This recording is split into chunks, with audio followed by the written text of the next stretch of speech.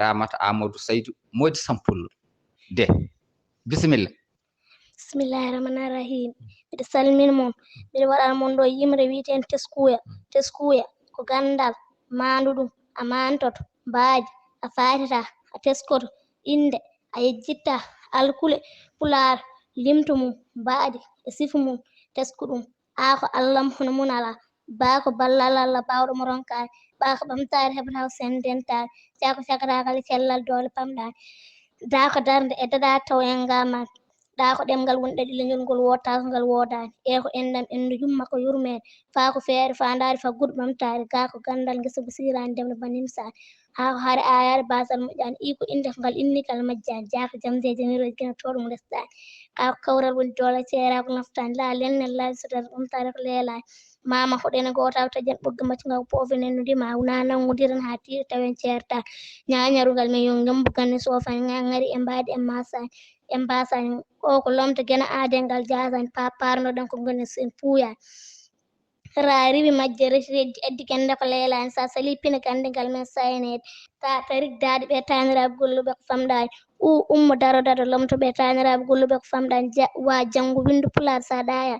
ya yowitade addi yowari moƴƴani ya ƴellitare pine ɗemgal min noddi mba binda nda dara nga ganda janga ha mbawa ko joom mbewal ko alkulal no alkulani ko limto ngal jeeya limto pular ko 32 teskoɗa ɗa e goɗɗe koko luuɓa naftara wona hen jeeya pular le ɗemgal ne ɗemɗi yo wuur pular ɓamto haaloɓe jimre Abou Mamadou Badiaba pular. Wa Amadou Sall duɗal gaynako. Bismillah mbiɗa waɗan mon ɗo yimere wiiten duɗal bisimillah indallah duɗal holko woni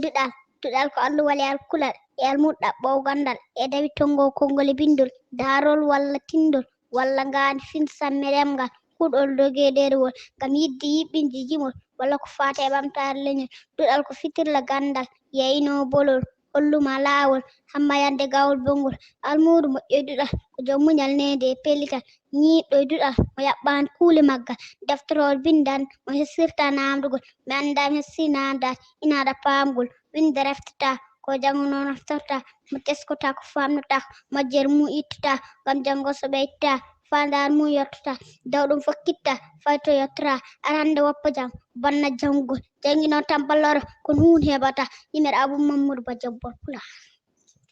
Duɗal gaynako jarama Hawwa Hammadou Sall mo duɗal gaynako yeltanama no fewi soko toko somo hakkille mawɗo pamaro duuɓi fu yappeje joni paɗen koye julde kisal ngon ko men Mamadou timmode ene baabi almari mi laaɓe hayde fof mi waɗɗo kelifa sellin timnagal mum yeweya andide mi waɗile falillahi to ɗiɗi ɗum wayno ñawal juul e laaɓal ko mi waɗɗomo neddir keeri Allah o darno jemreyaji kaɗere Allah ɗo fof o darno ɗo foti darnade ɗum ɗo kala hen ko wofi e tuban Allah ko adi adini Allah tikkantam sa ƴeewi tububuy noon nimsude e faati ɓocciti ko añaade wotata bakkade kedda gurna mum e woppude bofulngol ɗon to tawi am jindira e maggol o dogantako noon nemnude tububuy fanni ha Allah fewna kam so ɗum jeeya koye maali malkis wembede milkiteɗe jiɗɗum jarama